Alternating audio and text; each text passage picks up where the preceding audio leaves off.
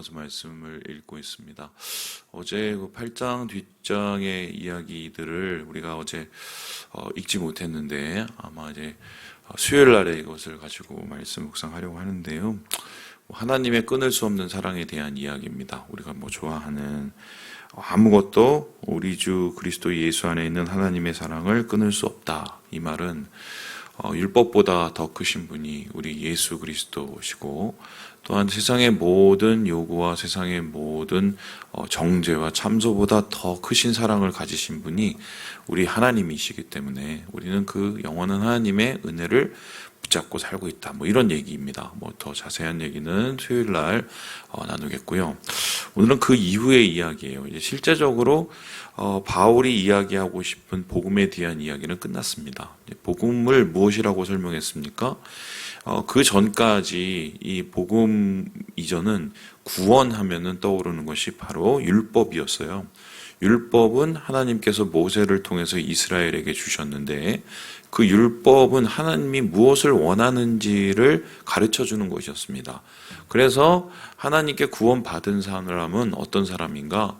율법을 받은 사람이고, 율법을 받아 지키는 사람이 바로 구원을 받는 사람, 이렇게 정해져 있었어요. 그런데 예수님께서 오셔서 그 율법의 요구를 다 채워주셨습니다. 왜냐하면 율법을 다 지켜서 구원받을 수 있는 사람은 이 세상에 존재하지 않기 때문에 그 죄인인 우리를 위해서 율법의 요구를 다 채워주셨죠.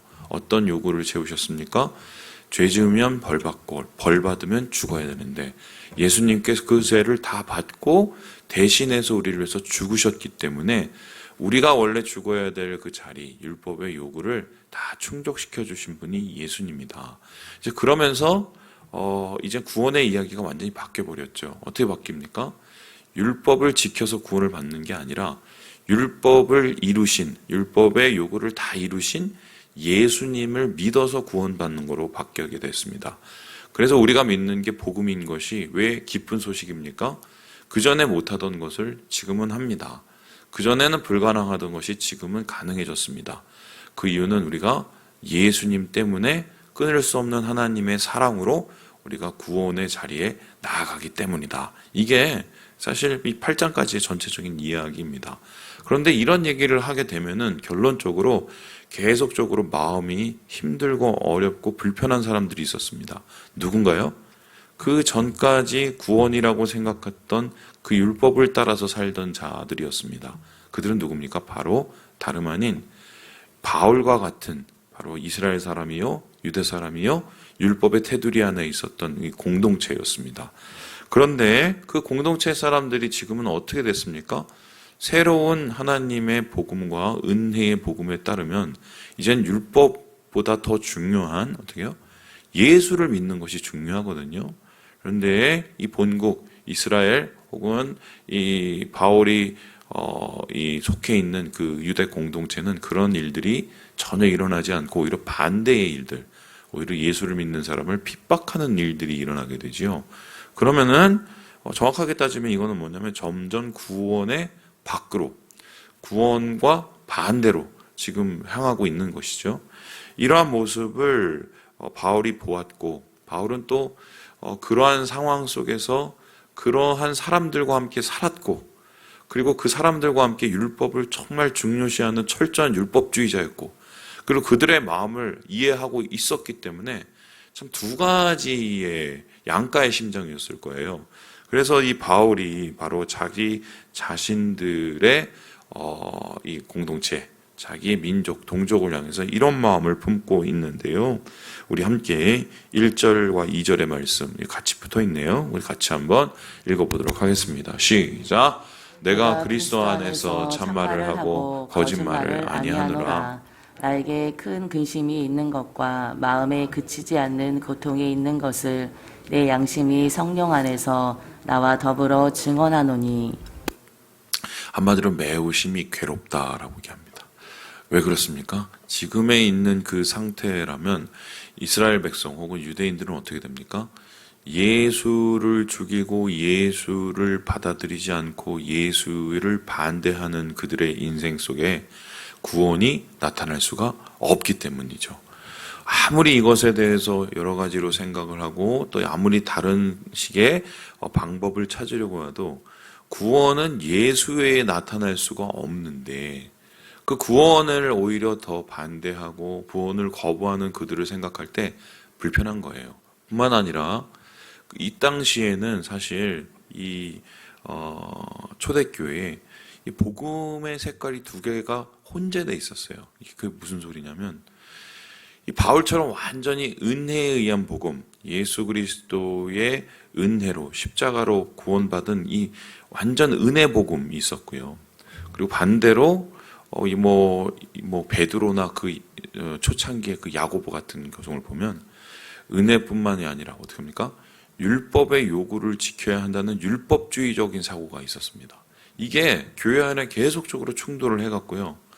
어느 정도의 수준이냐면 바울이 이방인들에게 은혜의 복음을 전할 때 예수를 믿는 유대인들, 그러니까 유대인 그리스도인들이죠. 바울을 따라와서 계속 도시락 싸들고 괴롭히는 사람들도 있었어요. 그러니까 이 교회 안에는 두 그룹이 지금 이렇게 존재했고 그 두 그룹이 어떻게 보면 충돌을 하고 있는 상황이었거든요. 그런데 바울의 입장은 뭐냐면 그런 누구보다도 더 율법을 잘 알고 누구보다도 더 예수 그리스도를 잘 알고 이러한 상황이었기 때문에 복음은 곧 은혜라는 것을 알고 있었고 그것을 자기 양심상 어쩔 수 없이 고백하고 유대인들뿐만 아니라 이방인들에게 그거를 전해야 되는 입장인데 그가 전하는 복음이 더 확실해지고 강해지고 더 온전해질수록 어떻게 됩니까? 그런 생각을 가지고 있는 반대 생각을 가지고 있는 유대인들은 점점 하나님과 멀어지게 되는 이런 상황이 된 거예요. 자, 그래서 한편으로는 내가 복음으로 사람들을 주님께로 인도한다는 게 기쁨이 되지만 반대로는 어떻게 됩니까?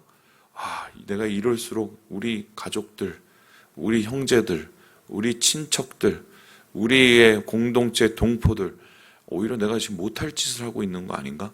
아마 그러한 이 거리낌과 죄책감이 마음속에 공존했던 것 같아요. 그런데 진실은 결국 뭐예요? 믿음으로 구원을 받는 것 외에는 없다는 것입니다. 그럼에도 불구하고 참 안타까움에도 불구하고 지금 바울은 어쩔 수 없이 복음을 전해야 되는 상황인데 이 복음에 대해서 분명히 이렇게 이야기를 하고 있지요. 우리 함께 6절의 말씀을 같이 한번 읽어보도록 하겠습니다. 6절의 말씀입니다. 6절입니다. 시작. 그러나 하나님의 말씀이 폐하여진 것 같지 않도다. 이스라엘에서 난 그들이 다 이스라엘이 아니요. 한마디로 다 유대인이라고 구원을 받을 수가 없다. 이제는 바뀌었다. 이제는 예수 그리스도 이후와 이전으로 바뀌었는데 그들이 이전에는 예배도 있었고 율법도 있었고 또 성전도 있었고 심지어는 하나님께 구원받은 백성으로서의 아브라함의 혈통도 있었지만 그런 것 가지고 구원받는 시대는 이제 다 지나서 나는 내 양심상 이것을 말하지 않을 수가 없다. 솔직한 진리에 대한 고백을 하고 있습니다. 그래서 그것을 여러 가지로 표현을 하는데 예를 들어서 이렇습니다. 아브라함의 자손 중에 여러분 아시는 것처럼 이스마엘과 이삭이 있었습니다. 그런데 하나님의 구원의 반차, 그러니까 하나님의 구원의 이 자손으로 그 믿음이 전해진 것은 이스마엘입니까? 이삭입니까? 이삭이죠. 또 그 이외에 일이 있죠. 이삭이 또 아들을 낳았습니다. 둘을 낳았어요. 누굴 낳았어요? 바로 야곱과 에서였습니다. 여러분 에서가 구원을 받았을까요? 에서의 후손이 에돔입니다. 에돔은 다른 신을 섬겼어요. 무슨 신 섬겼냐면 곰신을 섬겼습니다. 곰신.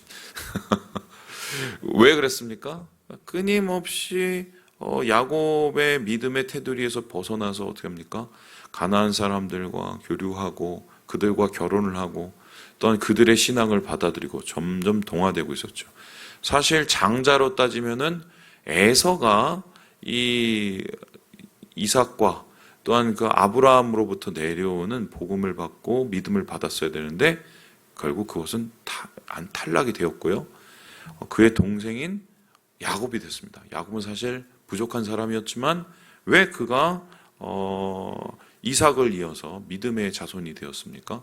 우리는 그것을 다 이해하지 알 수 없으나 중요한 것은 그에게 하나님의 축복을 간절히 원하는 마음이 있었고 하나님께서 그 마음을 선택하셨고 그 마음을 통해서 하나님의 은혜를 부어주시기로 작정하셨기 때문이에요. 그래서 여기에 대해서 이렇게 이야기를 하고 있는데요.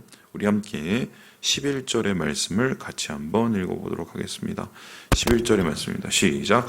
그 자식들이 아직 나지도 아니하고 무슨 선이나 악을 행하지 아니한 때에 택하심을 따라 되는 하나님의 뜻이 행위로 말미암지 않고 오직 부르시는 이로 말미암아 서게 하려 하사. 우리는 결과적으로 우리가 한 어떤 행위 때문에 구원을 받는 게 아니라 은혜로 하나님의 은혜 안에 구원을 받게 되었는데 이 야곱이나 혹은 하나님 부르신 이삭은 그 은혜의 테두리 안에서 하나님이 작정하셔서 부르셨다는 거예요. 근데 이런 상황 속에서 비춰보면 지금 이스라엘은 은혜의 테두리 밖으로 지금 나갈 수밖에 없는 이런 상황인 거죠. 그래서 이 사람의 마음속에는 당연히 어려움이 있었고요. 그 어려움 속에서 자신의 마음을 이렇게 끄집어냅니다. 우리 함께 3절의 말씀을 같이 한번 읽어보도록 하겠습니다. 시작. 나의 형제 곧 고륙의 친척을 위하여 내 자신이 저주를 받아 그리스도에게서 끊어질지라도 원하는 바로라. 예, 마음이 막 절절히 느껴지죠. 예.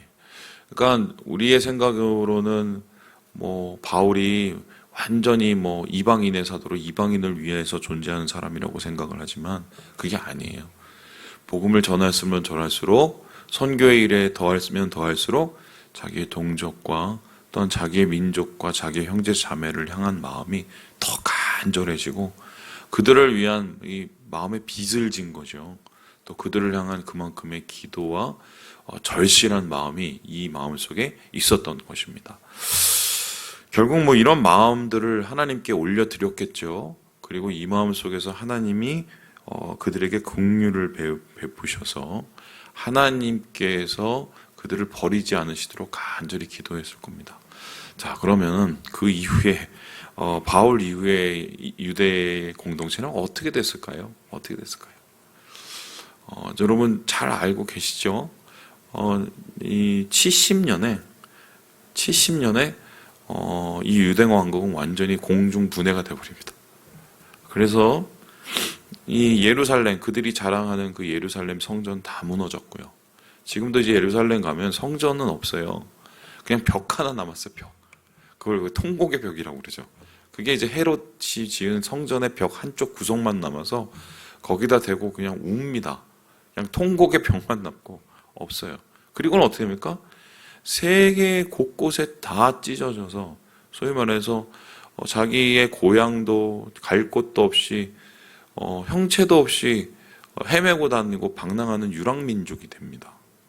그래서 그 유랑민족이 어느 곳에 정착을 하고 살 수가 없어서요. 그들이 할 수 있었던 게 뭐냐면 땅을 못 사니까 금융을 한 거예요. 금융이 뭐예요? 한마디로 돈 빌려주는 일을 하는데 베니스의 상인 보면은 샤일록 이런 사람 나오잖아요. 그 사람이 유대인이거든요. 그게 괜히 돈 장사를 한 게 아니라 땅을 못 사게 하니까 이 유대인들이 결과적으로 자산을 가질 수 있던 거는 돈놀이밖에 없었어요. 그런 식으로 버텼고요. 그렇게 돈놀이를 하니까 어떻게 합니까?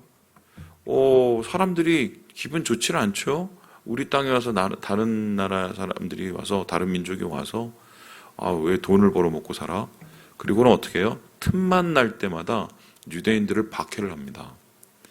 여러분 아시는지 모르겠지만 홀로코스트라고 유대인들 그 몇백만이 그 나치의 손에 죽었죠. 아시죠? 그때 애들부터 시작을 해서 심지어 그 홀로코스트 박물관을 가보면 이 사람들 그 고름을 짜서 기름 고름을 짜서 만든 비누가 있어요.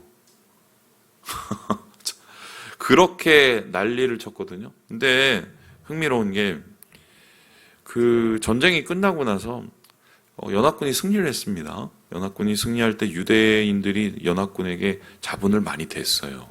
자, 그러면 우리 생각에는 어떻게 해요? 유대인들을 그렇게 죽였던 이 나치들 혹은 독일 그에 관계된 부역자들 다 완전히 처벌하고 그들에 대해서 어떻게 완전히 그걸 내려야 된다고 단죄를 내려야 된다고 생각을 하죠. 그런데 그 이후에 일어난 전쟁 이후의 재판을 보면 그렇지가 않았어요. 그 사람들이 처벌받은 거는 이 유대인들을 괴롭혀 처벌받은 게 아니라 전쟁을 일으켜서 처벌받았고요.